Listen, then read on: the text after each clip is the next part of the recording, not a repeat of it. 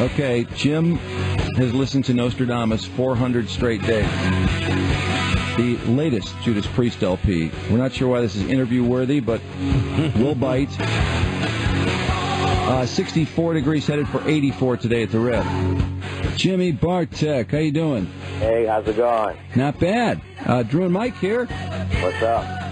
Well, we're just kind of trying to take all this in. You've listened to Nostradamus, 400 consecutive days, and I guess everybody's kind of wondering, is this just because you're really psyched about Nostradamus, or what? Is there some reason you're doing this? I actually just love the record, it's kind of cool, and, it's really cool, I should say, and, an hour and 45 minutes, and it just flows perfectly. Yeah, but the thing of it is that we all like different records and different songs, but the idea of listening to it 2 to 3 times a day for 400 consecutive days suggests something else is going on, like maybe you're a little nuts or something.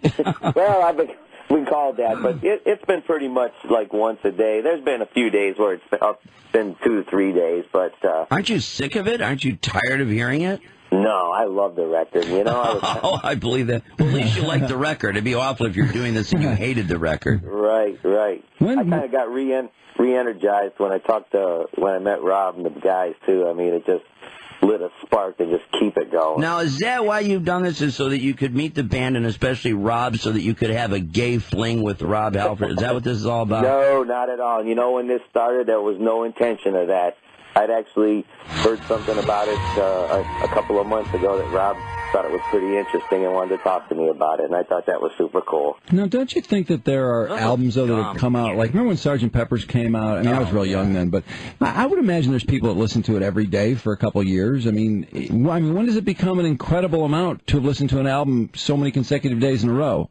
After a month or so, a local DJ here kind of got wind of it. He's actually a friend of mine, and... because you told him. Yeah, you told him, and then what did he do about it? Yeah, he actually had me on the air after about the 100th day. I guess he was telling me he was getting some calls like, wow, who is this guy? And most of the people that were calling... Who is this kook? It just kind of steamrolled from there. See, this reminds me of, we once talked with a guy who, he was infatuated with a calculator, and he hit +1 all day, 24/7, +1. Wait, what was his name? +1. David Wimp. Count David Wimp. Count David Wimp, that's exactly right. It's obsessive-compulsive behavior that defies, a degree of normality. Not sure Dave Wimp was all... Yeah, he was a little... No, Count Dave Wimp, I'm sorry. You have to use his title. You need to come up with a name for yourself instead of just Jim Bartek, something that's got a hook or something. Because how long are you going to continue to do this, do you suppose? I don't know. I guess probably Nostradamus could only tell that. Hey, clever. Now, how can we believe that now? Because you're making this claim, you're getting all this attention, you've met the band, but what's to say you've listened to it 5 or 6 times and this is all BS? That's a couple of 5 or 6. That, but you know what? Honest to God, as God is my witness, it's been played at least once a day. Is that right? And I'm not looking for no Guinness book or nothing like that. There was no intention. Well, you couldn't anyway, because there would be no way to authenticate this, right? Right, exactly. What I can get out of this, a lot of people thought that when you finally met the band, this thing would finally be over with. Your friends and coworkers and everything else, it sounds like they kind of want you to cut it out and think that this is pretty strange. And, yeah, they were hoping to God, okay, when he meets the band, it's going to be done. But nothing doing. In fact, you say you're re-energized. It's gotten worse. I know, it was not a good idea. Talking with Rob and him telling me I understand, I understand the concept of the record and stuff like that. And he kind of just said, keep it going, man. Of course he wants you to keep it going. He's getting publicity for himself and the band because you're on the radio, you're doing interviews, and it's all about their record, right? Well, sure, but, The way he calls him Rob, too, it sounds like... Are you consider yourself and Halford to be fairly close now? No. Have you talked to him since? No. Do you put on some, he's got again, that new clothing line, right? And as you know, he's gay, and he's got the clothing line for the metalheads. And do you actually, have you bought some of that? And if so, do you when you listen to the record, do you don his new clothing line and then listen to the record? So gay. I haven't bought any of that, no. No, are you going to buy some of it? No. No? All I keep wearing is my Priest T-shirts, man, and some of my other favorite bands. Again, some people might say 49 years old, a little long in the tooth to be wearing Judas Priest T-shirts everywhere. Yeah, well, I support my metal bands. That's the way it is. Jeez, you really do. I'm hardcore, man. Jim, do you have a life outside of Judas Priest? I mean, what else do you do that would assure people that you're not a guy that has no life and just sits around with his dog listening to Nostradamus? Oh, no, I work my 40 hours a week. I go out on the weekends with my friends and stuff like that. Occasional dates here and there. What time of day do you typically have your daily listening to Nostradamus? I usually start rolling it at midnight of the next day and go to like 2 in the morning. Nobody could really check up on that either, because most people are in bed by midnight. So. I've played it at work a zillion times too, so I mean it's all over. I bet they love you there. Yeah, you know. And of course, it also means he shares the record with like 30 other people. Yeah, right. They've listened to it by accident. Right. That's right. 400 days in a row. That's right. As a matter of fact, the word. Do you have it cranked up when you're listening to it? Depends what kind of mood I'm in. If I'm in just a killing, rocking mood, oh yeah. Yeah. What if you're in a just keep the record alive mood? Yeah, then it's on about halfway. So that mood does strike you occasionally, that it's time to listen to Nostradamus because you have to keep the record going. Yeah, but it's hardly ever really that to where I have to keep it going type deal. I know there's one point in the day when it's just that time, and I'll think, okay, it's time to do it. Jim Bartek has been listening to the Judas Priest record, Nostradamus, pretty much every day since it came out. In fact, he claims he's listened to it on 400 consecutive days and still going. And some people, Jim, are saying that this record means way too much to you, that you need something else in your life that has maybe some value. I don't know, kids, family, wife, just something besides listening to Nostradamus every day and having this consecutive days streak. Well, someday I may get married again. You never know. But the kids. Not if she finds out about this, you won't. Well, I think that'll probably be over when that time comes. So we'll see. I understand that you there's times when you're out screwing around, and then all of a sudden the day starts to get away from you, and you've actually rushed home to hurry up and get that day's play in. Is that true? There was one time, actually, I was on a fishing trip late last fall, and we were out on the lake longer than I thought. And, we got in about a little after almost 10 o'clock, actually, about 9:30, quarter to 10. Whoa. I said, I got an hour and 40. So I just kindly excused myself, went back to the cabin, and cranked on my Nostradamus. It's starting to affect his life a little bit. Yes, it is. I mean, is it possible if you have a panic attack if you were to miss it? Stuff happens, it happens, you know. No, well, yeah, because how would you feel? What if for whatever reason something happened and you had to take the dog to the vet, some terrible thing, whatever, and you missed that day's play? Yeah, what do you think could happen? You suppose you could get physically ill, or Lord knows? I mean, what might happen? Streak over, Mike. Yeah. No, it's cool, man. I don't know if this is true or not, but there's some quote attributed to you. I guess it's in your local media that you think that your streak of 400 consecutive days listening to Nostradamus is more impressive than Joe DiMaggio's 56-game hitting streak. I think that's a little out of hand for you to say something like that. I never heard that one. I got to say, I never said that one. I don't know where that one came from. But apparently you think it, though. No, not really. I think that, not really. You know what I think? It's close. My streak is just, something that, and I don't even like calling it a streak. It kind of got named that. It's just one day, or an hour and a half, or an hour and 45 minutes out of my day that I just sit and listen to it, one record. Have you been contacted by Cal Ripken? Because he had that big consecutive games played streak. I think it was 2,600 games in a row. And I heard he contacted you. Is that true? No, he hasn't contacted me, but if I get up to that 2,000 or whatever it was, maybe he will. Who knows? Yeah. Yeah, you and Ripken could do a photo op together or sign autographs or something. Have you been asked to sign an autograph yet? Actually, one of the guys at work did jokingly, yeah. Oh, jokingly. But you took it seriously and actually you signed something with your Sharpie, right? Yeah, actually, it was a pen. It was one of the Plain Dealer's newspaper. Oh, you have a Sharpie and you know it. You've got tons of Sharpies. You're so ready. I have Sharpies, but those I save for shows just in case I get to meet somebody. Oh, I see. Have they done any newspaper stories on you in your town? No, God, yes. Plain Dealer's done twice. One before the show, and then one as a recap after the show, and then the local, city newspaper did something yesterday with a picture of me and KK and Ian. We're being told that we need to wrap up because you have to get on to your next interview. That's crazy. That is crazy. Jim, do you have a message before we let you go? Do you have a message to your fans and to Priest fans about your streak? Go see the shows, man. They're great live. He does. He has a message. Yeah, thanks for everybody that's been supportive. It's been fun, and I'm still enjoying it. Wow. Sounds like everyone is involved in this. Hang on, Butt Mike wants to say something. Wow. That was kind of a duck impersonation, wasn't it? Yeah. But Mike just wanted to say, well, it could be worse. It could be a peeping Tom, but and he also said get a life. So I'm sorry, Jim. That's too bad. Yeah. Okay. Jim, congratulations on the streak. I'll be looking for you when you and Rip can do publicity together. All right. Thanks a lot. Okay. We'll All see right, you. Man. Bye-bye. Okay. Oh, Bud Mike. Man, God, Bud Wow. Mike. What was that? It was sort of a Donald Duck impersonation there. Oh boy. That was really something. Man, I that want to really hear tickled. that again. That tickled. That was a weird one. That may have come out sideways. So where's the dad? Here we go. On the streak. I'll be looking for you when you and Rip can do publicity together. All right. I got to hear this. Yeah, me too. Sounds like everyone is involved in this. Hang on, Butt Mike wants to say something.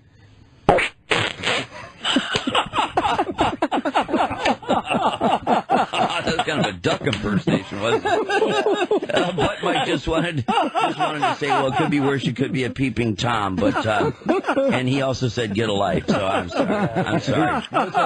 I'll have to hear it again, but I couldn't cut off Butt Mike's message. Yeah, right. Yeah, the translation. Well, that was kind of a duck impersonation. Oh my God. Oh my God. I've never heard him sound like that ever. Wow. Sounds like everyone is involved in this. Hang on, Butt Mike wants to say something.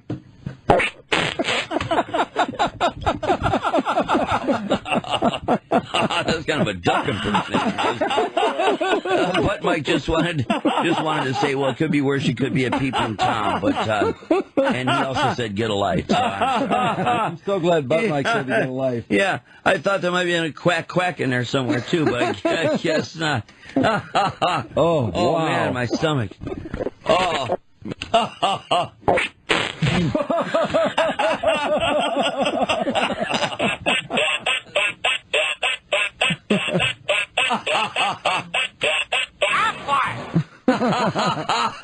The Affleck duck.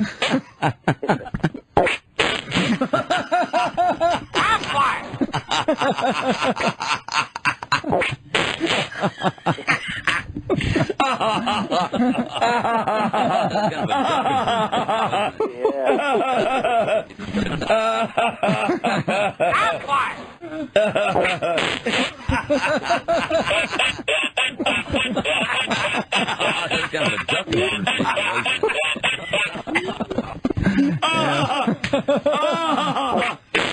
Oh, my stomach. Oh, my stomach. That's kind of a duck impersonation. I can't breathe. But Mike just wanted to say, well, it could be worse. It could be a peeping Tom, but and he also said get a life. So. Oh, my stomach. I'm so glad Butt Mike said to get a life. Oh, man. Oh my God, it feels so good. Oh yeah. Oh yeah. Who's your daddy? Who's your daddy? Oh my God. Oh, play with my b****s. Play with my b****s. Oh, that feels so good. Yeah, just roll them around. They're so good. Oh my God, I love it when you. Uh-oh, slow down.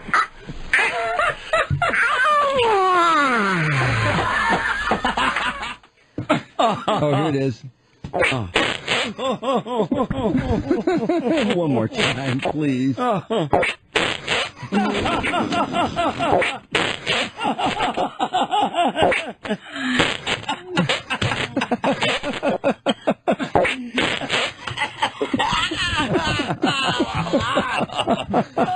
kind of a duck impersonation, wasn't it?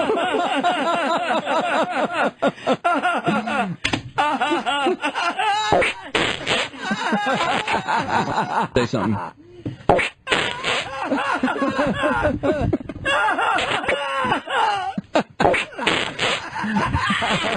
Mike is going to die laughing. Did that stink? No, not at all. Yeah, right. Oh, no, it's just swear to God. I saw you waving air. I didn't know if you were reviving yourself. No, I just, suddenly I'm really, overly I'm all hot. It's just too hot in here. That interview was a little slow on the uptake, but what an ending. First of all... That was payoff right there. It started off with Jim Bartek giving a message to his fans, which was kind of stunning. Yeah. I thought he'd say, oh, come on, don't be serious. I don't have fans. I've listened to an album every day for 400 days. I'm a jackass. Yeah, really? Really? But he follows up his people telling us he had to move on to his next interview, which is just... funny? I mean, honestly, frightening that such a thing could take place. That's ridiculous. He follows that up with a message to his fans, and I did egg him on, granted, but nonetheless, he fell into the trap, and then Butt Mike with one of his finest all-time appearances. Wow, best one, And a powerful message to boot, wrapping up with Get a Life. Isn't that funny that guy's doing back-to-back interviews? Oh, my God. I'm surprised. I just thought we'd interview him because it's so stupid. Right on, exactly. But I didn't think anyone else would even nibble on it. Nor I. I felt embarrassed that we were doing it, but then I was like, oh, well, what the hell? And what, we get like a 10-minute window? It's like the guy's time is limited? I know he's listening to Nostradamus every day. In the same window as like any given Hollywood celebrity actor and so forth. Oh, man. I mean, honestly, we had more time with the guy that played Mr. Belding on Saved by the Bell than we did with the guys listening to Nostradamus. Exactly. That's ridiculous. It is. By the way, the bio on him, a 3-page bio on some guy who works at a parts company? Oh, I know it. That's and listens to Nostradamus every day? I know it. Truck parts. Stop it. Oh, I know. Yeah, 3 pages. Yeah, so true, man. Yeah, you think it'd be like half a page. I love some of these lines, too. Who wrote this? Behind the music, Bartek is a regular guy. What do you mean, behind the music? Yeah. He listens to music. He doesn't make music. A regular guy. Of course he's a regular guy. He wouldn't have time for this. Yeah, before you go off and start thinking how special Jim Bartek is, pause to tell you he's a regular guy. Absurd. That's absurd. That's really silly. Listeners, let's not to say fame hasn't affected him. The guys at work call me Nostradamus and keep asking me, when is this going to end? Like everyone's talking about. Everyone's when is this how long can this go? Oh my! Can you believe Bartek? Yeah, right. Yeah, when's this going to end? Who refrains from offering a prophecy. Oh, man. But they've been very supportive through it all. Supportive? Where's their support? Oh, I know it. This is frightening. And then him meeting the band was really a bad idea because now... Yeah. That just basically, it's egging him on. It's just suggesting that it means something. It doesn't. Yeah, that's what I mean, exactly. It gave, somehow or another, gave the whole thing credibility or whatever, He had received a third-row ticket to the concert. It arrived anonymously. Yeah. I know. Yeah, and also the fact that he's a cause celeb among metalheads. Come on! Come on! Listen to this. And who wrote this? I don't know, because listen to the way this is written. Reflecting on his meeting with the band. He doesn't reflect! He doesn't want to reflect! There's nothing to reflect! Yeah, really. He's this dirtball that listens to Nostradamus every day. He's not a reflective human being. You're not kidding. He meets Rob for like 2 seconds, who shakes his hand and says, yeah, keep doing it. Keep talking about it. See you later. See you later, man. I mean, you'd think this guy is like going to get a credit on the next printing of the album. I know it. It was one of the most memorable experiences of my life. The guys were great. They all knew the story, and they were all very appreciative of my love and dedication to dedication. Album. I will never forget July 14, 2009, like it's going to be a national holiday soon. Yeah. And of course, somebody went to the band and said, look, we've got this clown out there. He's been listening to the record every day for, forever, and, local DJ threw him on. You want to meet him for a second? He's really pushy. Yeah, okay, Red. All right, mate, we'll say hi to him. Okay, we'll give him 30 seconds. Yeah. Now Jim fully expects when the band is in town. You know he expects the next time the band is down to get a personal phone call and be invited to maybe like bring the band on or some damn thing, or talk with the audience before they play. His future was determined June the 17th, 2008. That's when Judas Priest released Nostradamus. An album dedicated to the 16th century seer who is credited with prophesizing cataclysmic events. I listened to it twice that day, which is a lot when you consider it's an hour and 45 minutes long. Oh, and by the way, when you were talking about that third-row ticket that he mysteriously received, his comment about that was, quote, I thought a friend sent it, but they're all denying it. He said, maybe it was singer Rob Halford. I hear he wants to talk to me. Oh, come on. Yeah, I hear Rob wants to talk to me, so that's probably where I got my ticket. I'm a little busy, but I hear Rob wants to talk to me. I'll try and carve out about 20 minutes. I know it. That's exactly the implication. You better find the time. It's a very important meeting. Rob wants to talk to me. And the streak gained momentum on day 30 when Bartek mentioned it to Bill Peters, a heavy metal DJ. Heavy metalers are a little out there, Peters said, but listening to the same album every day? Even crazier. A double album. Oh, my God. Oh, God. Stop it. Oh, God. Peter started having Bartek on his show to update listeners on the streak. The listeners are just walking around going, what's going on with the streak? What? I know need an update. Yeah, right. Oh, I know it. What the whole town is captivated as to how it's going with Jim Bartek that day. People were like, whoa, who is this guy? Peter said.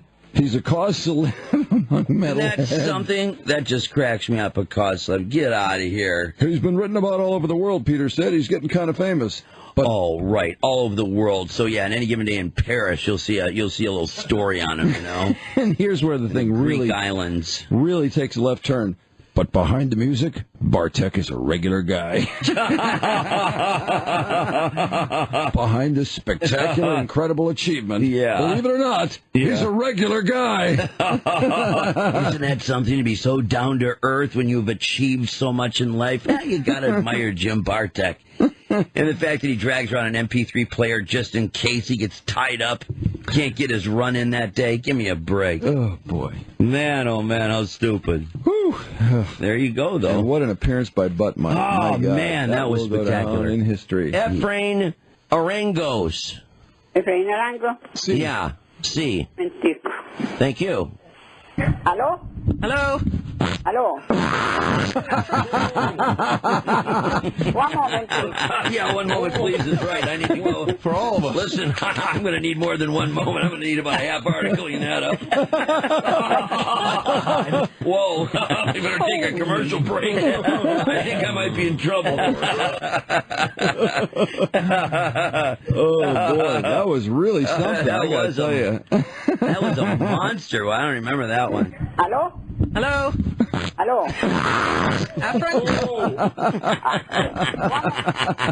One moment, please, is right. I need to go. Listen, I'm going to need more than 1 moment. I'm going to need about a half hour to clean that up. Whoa. We better take a commercial break. I think I might be in trouble. So painful. Oh, boy.